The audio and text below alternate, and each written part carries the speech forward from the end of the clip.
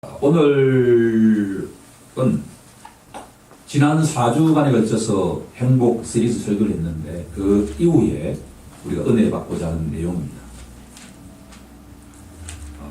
그 유명한 요한복음 10장 10절 말씀 한 구절을 은혜 받고자 합니다. 본문 10절 상반절을 보면 도둑이 이 땅에 온 것은 도둑질하고 죽이고 멸망시키는 것이 그 목적이라고 합니다. 제가 이 말씀을 준비하면서 대학원 시절에 하숙을 하는데 여름 새벽인 것 같아요.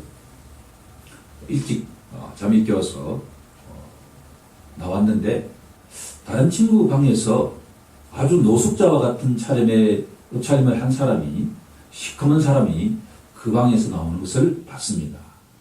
그리고 대문으로 쫓아가는 것을 보았죠. 그래서 직감적으로 도둑이야 큰 소리를 내지 못하고 제가 따라갔습니다. 그런데 얼마나 재빠른지 어디에 숨어 있는지 알지를 못했습니다. 그리고 제 머리를 또 스쳐가는 것이 도둑은 쫓는 것이지 잡는 것이 아니다라고 하는 생각이 들어서 들어왔습니다. 남의 집 울타리를 넘어서 침입하는 도둑은 이처럼 우리 영혼을 안식하기보다는 위험에 빠뜨리고 나쁜 영향을 끼칠 뿐만 아니라 결국은 멸망으로 인도한다라고 볼 수가 있습니다. 이런 점에서 도둑은 성경적으로 보면 거짓 교사이자 사꾼이다라고 하는 것을 알 수가 있습니다.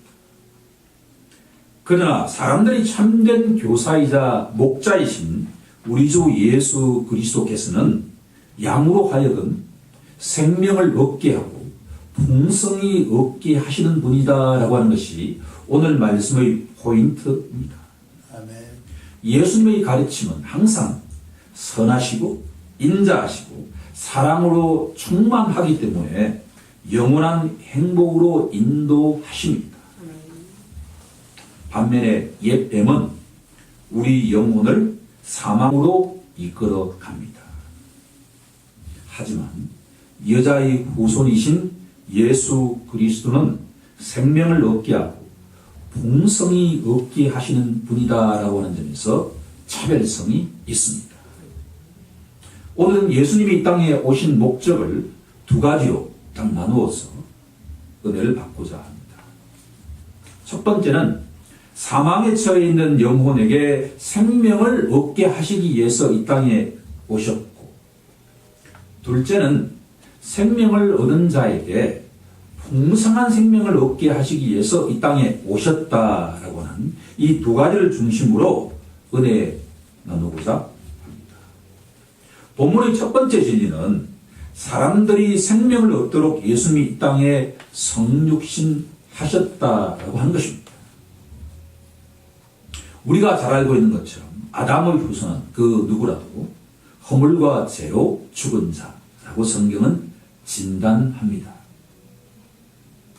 뱀의 꼬임을 받고 죄를 범한 아담과 그 후손은 숨을 쉬며 잘 살아가는 것 같지만 사실은 영적으로 죽은 자다라고 하는 것이 성경의 일관된 메시지입니다.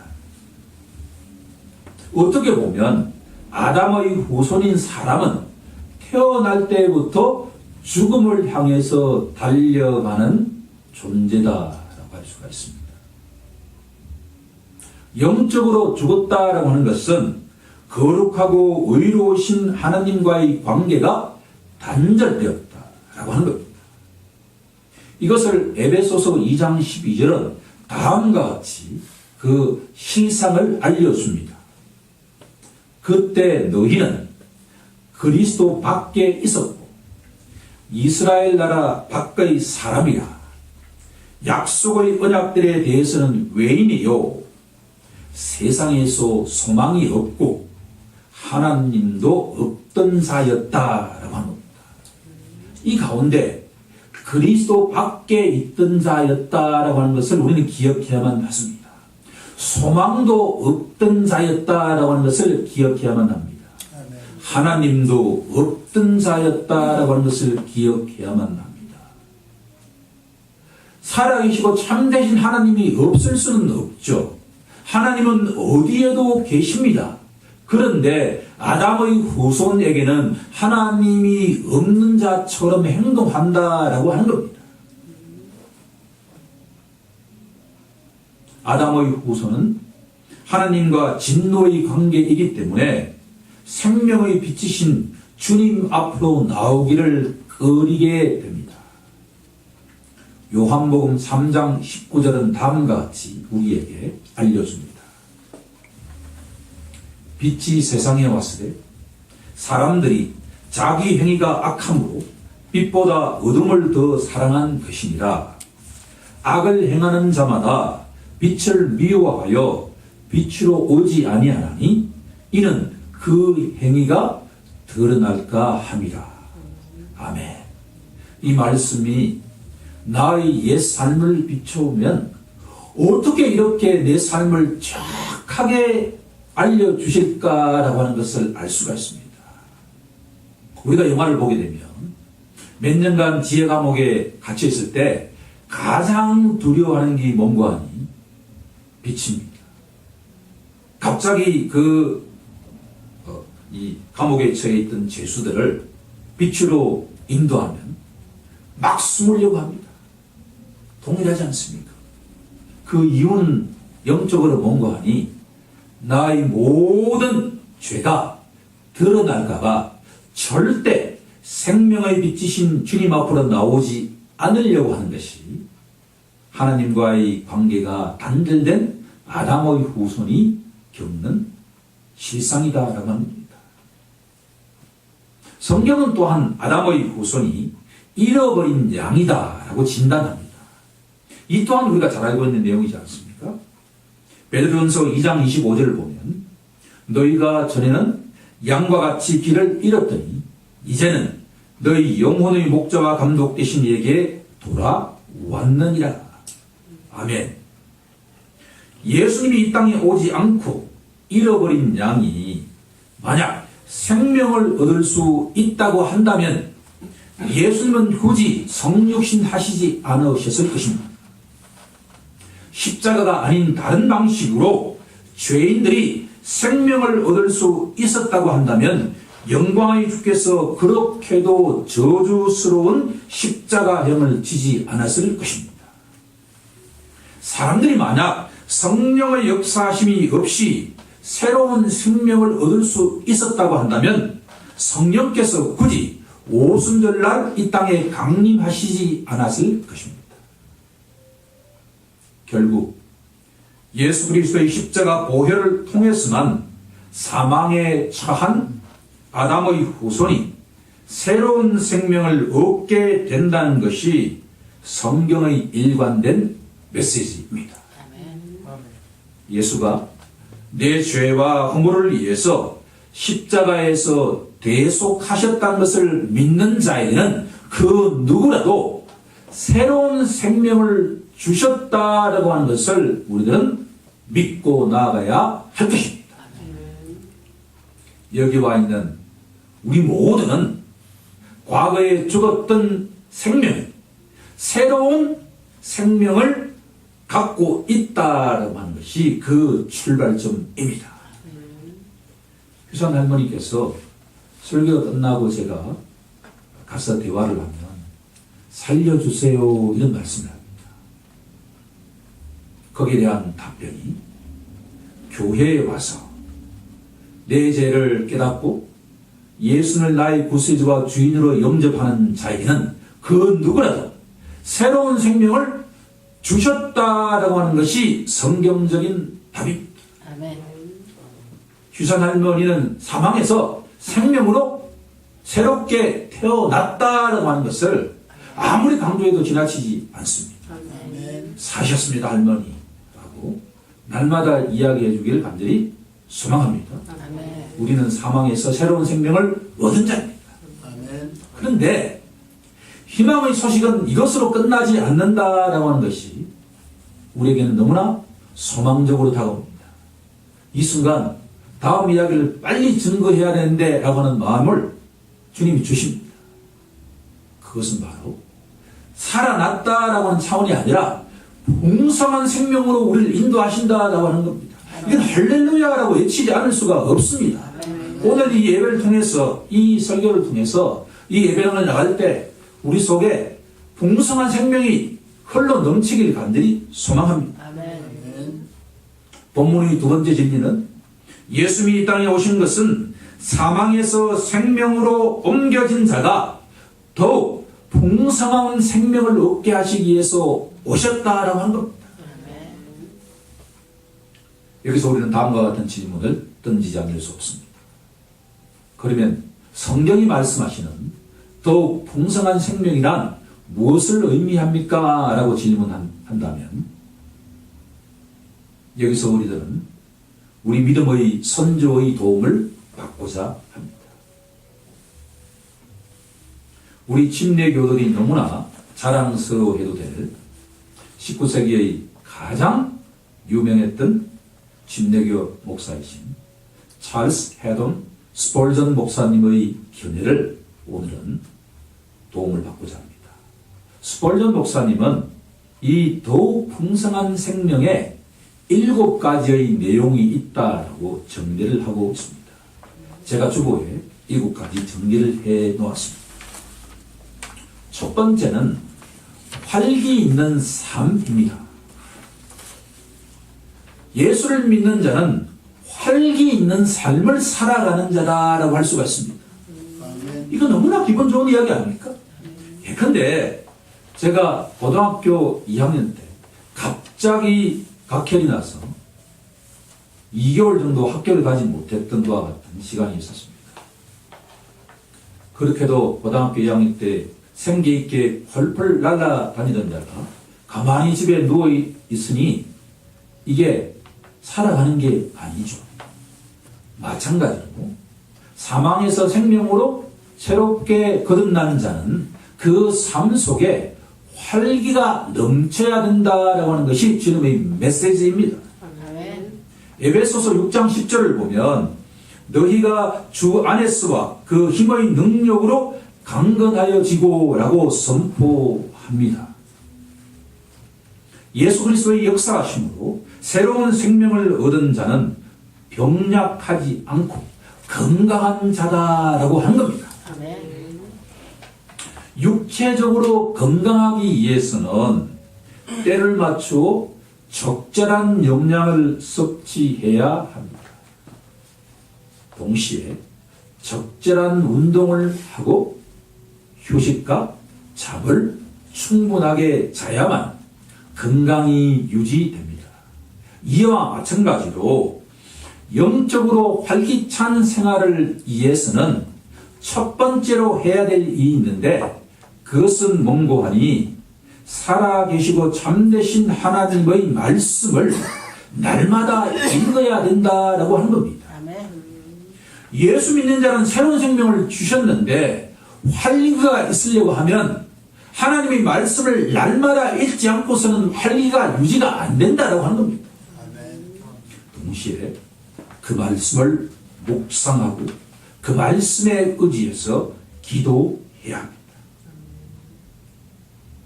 영적 활력을 유지하기 위해서는 영적 근육을 날마다 키워가야 된다라고 하는 것이 포인트입니다. 영적 근육이 키워간다는 이야기는 성경 말씀을 읽고 성경 말씀을 묵상하고 그 말씀에 의지해서 기도하지 않고서는 절대로 활기찬 인생이 될 수 없다라고 하는 것이 주님의 첫 번째 메시지입니다. 우리 모두 날마다 성경을 읽고 묵상하고 기도하면서 영적 근육을 키워가면서 주님 보시기에 병약한 그리스도인이 아니라 건강하고 생기 있는 그리스도인이 되기를 간절히 소망합니다. 두 번째는 삶의 영역의 확대로 풍성한 삶을 이룰 수가 있다라고 합니다.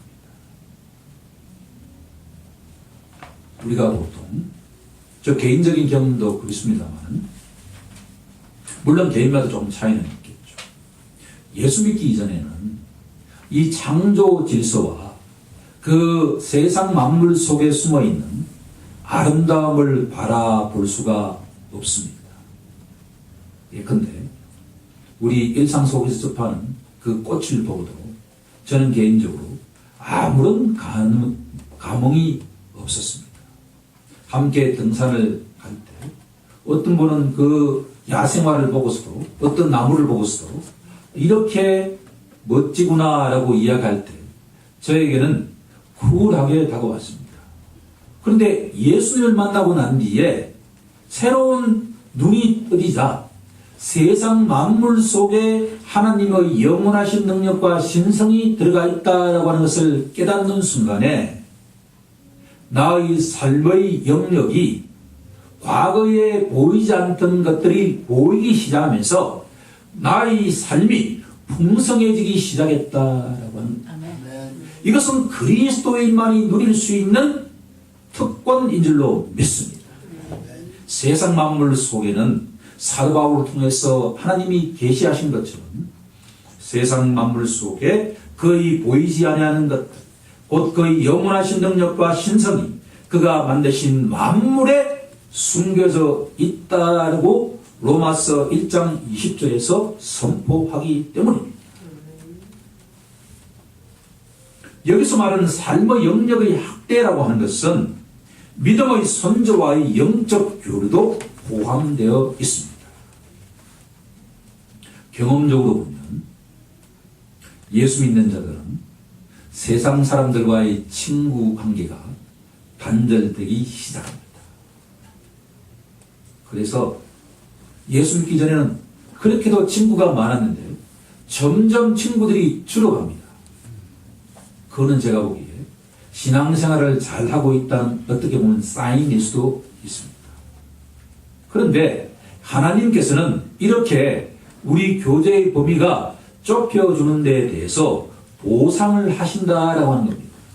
그 첫 번째 보상이 뭔가 하니 세상 만물 속에 들어가 있는 하나님의 영원하신 능력과 신성의 아름다움을 바라보게 하는 것으로 보상하신다고 한다면, 두 번째는 세상 사람들과의 관계의 폭은 줄어들지만 영적인 조상들과의 관계의 폭이 너무나 넓어진다라고 하는 겁니다. 이건 우리가 할렐루야라고 예치해야 됩니다. 제가 예수 믿기 전에는 아브라함과 나는 아무런 관계가 없었습니다. 모세, 다윗과 바울과 나와는 아무런 관계가 없었습니다. 그러나 이제 그 모든 믿음의 조상들이 나의 영적 관계 속에 들어오기 시작했다라고 합니다. 이거는 우리가 날마다 묵상해야 될 내용입니다. 히브리서 12장 1절에 보면 이런 말씀이 등장합니다. 이러므로 우리에게 구름같이 둘러싼 허다한 증인들이 있으니, 지금 저 천국에는 수많은 믿음의 선조들이 원형 경기장 안에서 모여서 우리가 이 험한 세상 속에서 순례자의 길을 완주하기를, 순례자의 길이라고 하는 마라톤을 완주하기를 손꼽아 기다리고 있다라고 합니다. 그 모든 믿음의 선조가 이제는 우리의 관계망 속으로 들어와 있다라고 합니다. 과거에는 우리가 세상 속에 있는 친구들만 우리의 교제 범위에 있었지만 이제는 현재의 예수 믿는 모든 자들이 나의 교제권에 들어가 있는 동시에 지금까지 그렇게도 수많은 예수 믿는 자들이 전부 나의 교제권 안으로 들어와 있다라고 하는 것을 믿음의 눈으로 바라보고 들으라라고 하는 것이 주님의 두 번째 메시지입니다. 이 어찌 우리의 그리스도인의 삶이 풍성해지지 않을 수 있겠습니까? 세 번째는 자신의 잠재 능력이 발휘되기를 갈망할 때 우리의 생명은 더욱 풍성해진다라고 합니다. 우리는 이미 금년도 첫 설교에서 달란트 설교를 했는데 그 설교를 듣고서 우리 휴산 형제가 새로운 자기 인생의 길을 찾았다라고 하는 것은 우리가 너무나 감사해야 될 것 같은 내용입니다. 우리 모두에게는 주님은 다 달란트, 다시 말하면 잠재 능력을 주셨습니다. 그런데 우리가 12사도를 보게 되면 그들은 사실은 세상 말로 하면 그다지 내세울 것이 없는 것과 같은 인물들이었습니다. 정규 교육도 받지 않고 공적인 삶도 살아보지 않았던 사람들입니다. 하지만 오순절날 성령의 체험을 하고 난 뒤에 그들 속에 있던 그 달란트들이 성령에 의해서 아주 유익하게 사용되는 것을 볼 때 우리 또한 우리 속에 주님이 주신 그 달란트들을 그리스도의 사역을 위해서 잘 쓰임받게 해달라고 우리들은 기도해야 될 것입니다. 주님이 쓰신다면 아주 보잘것없는 한 달란트를 통해서도 하루 저녁에 3,000명, 5,000명의 영혼들이 회심하는데 귀하게 쓰임받을 수 있다라고 하는 것을 우리들은 기억해야만 할 것입니다. 주님이 쓰신다면 한 달란트라 하더라도 귀한 사역의 열매를 맺게 된다라고 하는 것이 바로 주님의 세 번째 메시지입니다. 우리는 이 땅 위에 살아가는 동안에 주님이 나에게 주신 달란트가 어떻게 사용될지를 소망하면서 나아가면 우리 삶이 훨씬 풍성해질 수 있다고 말씀하고 있는 것입니다. 넷째는 열정을 가질 때 우리는 더욱 풍성한 삶을 살게 된다라고 합니다. 사람은 그 누구라도 자기가 하고 싶은 일을 할 때 생기 있는 삶을 살아가게 마련입니다. 그러면 여러분들은 어떤 일을 할 때 가장 생기가 일어납니까? 우리의 기도 제목은 이렇게 되어야 할 줄로 믿습니다. 주님 부르시는 그날까지 우리 마음 속에 열망을 주시옵소서. 빌립보서 2장 13절에 가면 너희 안에서 행하시는 이는 하나님이시니 자기의 기쁘신 뜻을 위하여 너희에게 소원을 두고 행하게 하시나니.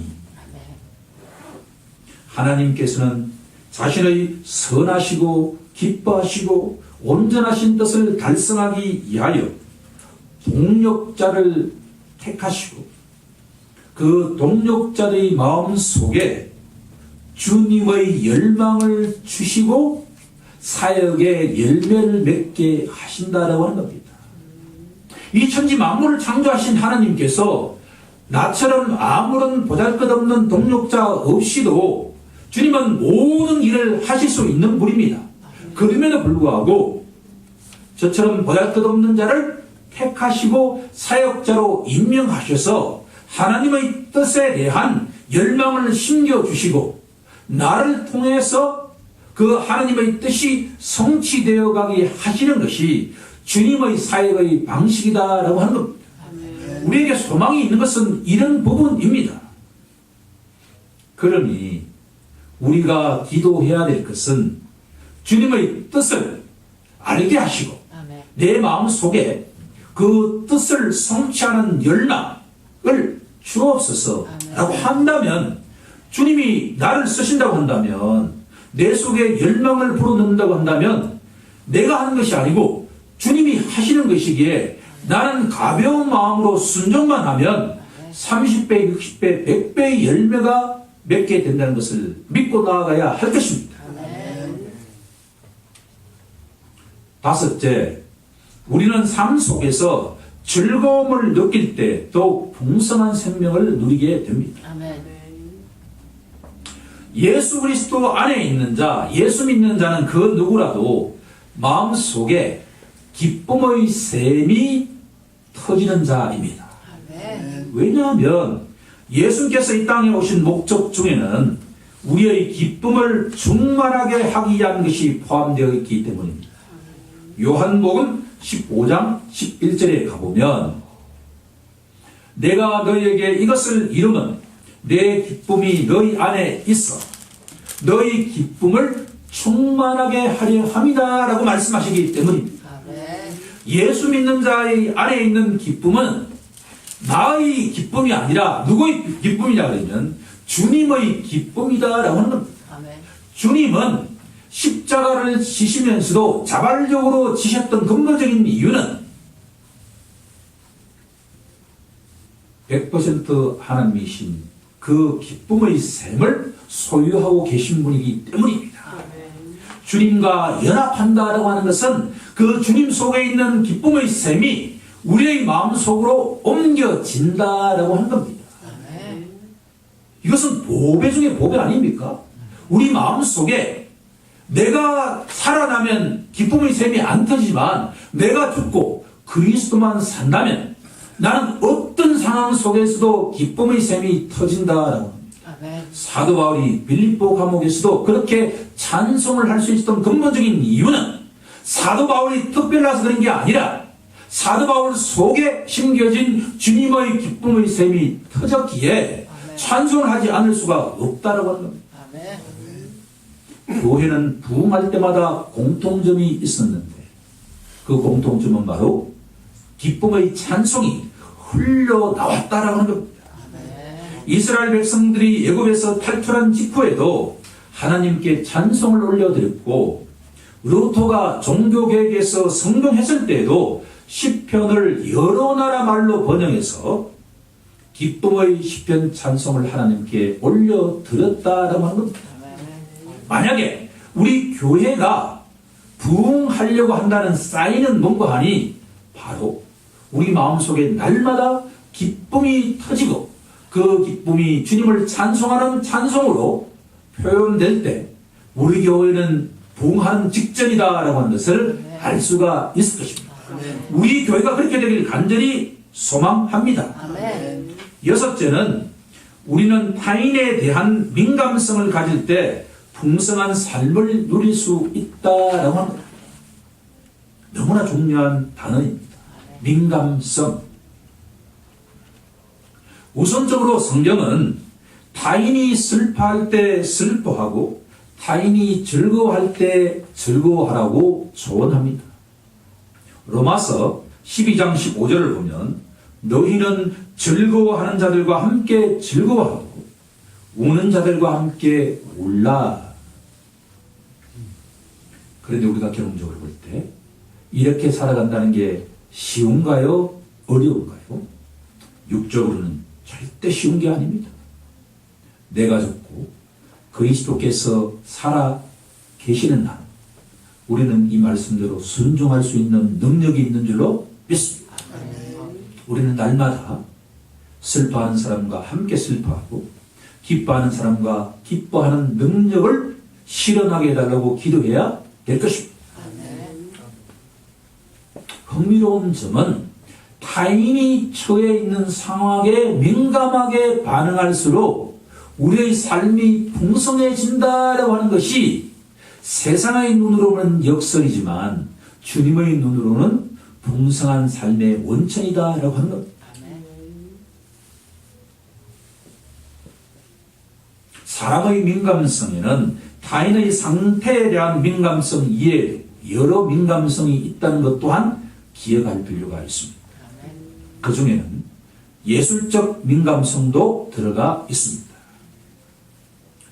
출애굽기 성막 재건에 귀하게 쓰임받은 브살렐과 오홀리압 등은 예술적 민감성을 통해서 하나님께 영광을 올려드렸다라고 하는 것을 기억할 필요가 있습니다. 그리스도인들은 예술적인 민감을 통해서도 음악과 미술 등등을 통해서도 하나님께 영광의 찬송을 올려드릴 수 있다라고 하는 것도 우리들은 기억해야만 할 것입니다. 이 밖에도 민감성에는 이해력의 민감성, 지각력의 민감성도 있다라고 하는 것을 또한 기억해야 할 것입니다. 그러면 성도에게 이처럼 민감성을 훈련한다는 것이 왜 그렇게도 중요할까라고 질문한다면 그것은 이 땅에서의 민감성 훈련은 때가 되어 주님께서 천군 천사를 대동하시고 심판하러 오실 때 우리들은 그 소리에 민감하게 반응하기 위한 준비 과정이다라고 하는 것을 기억해야만 할 것입니다. 아멘.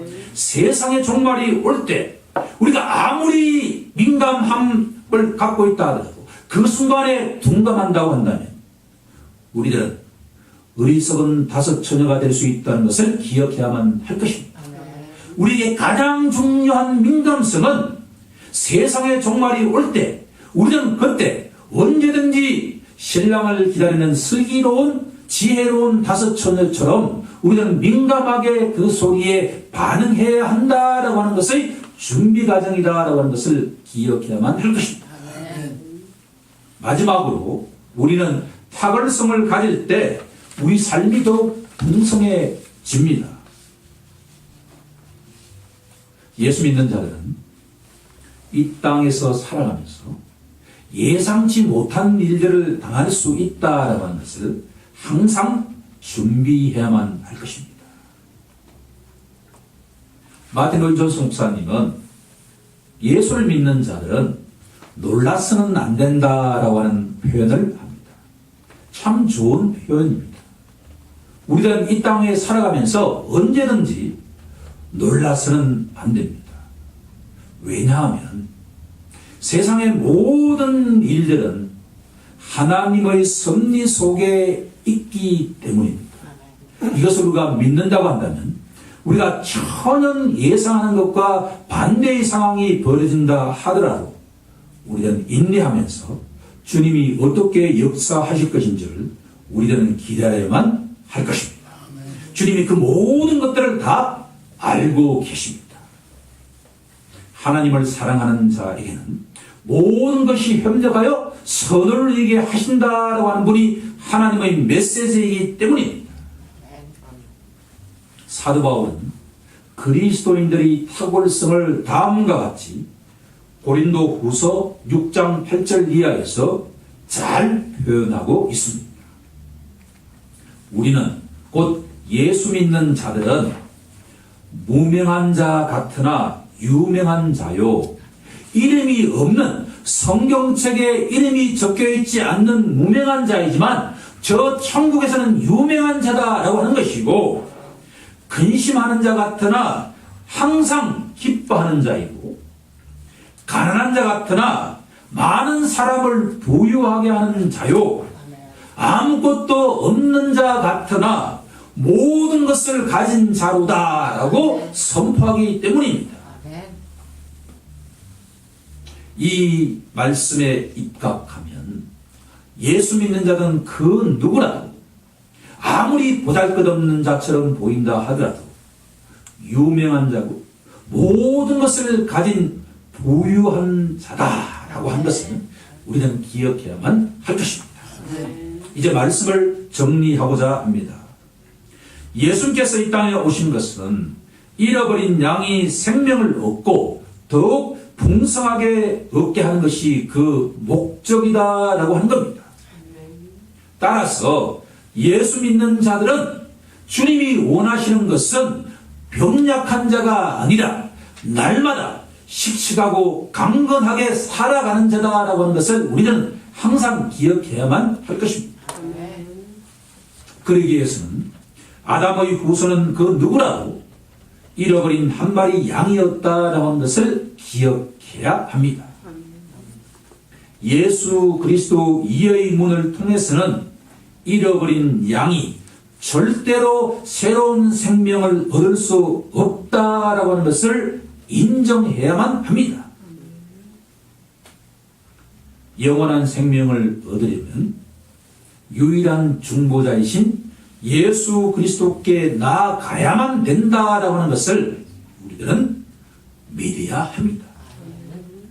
인자와 긍휼이 풍성하신 주님께서는 자신의 죄를 회개하고 예수님을 자신의 구세주와 주인으로 영접하는 자에게는 그 누구나 새로운 생명을 얻게 하고 또 풍성한 생명을 얻게 하시는 능력을 갖고 계신다는 것을 우리는 인정해야만 한다라고 한 겁니다.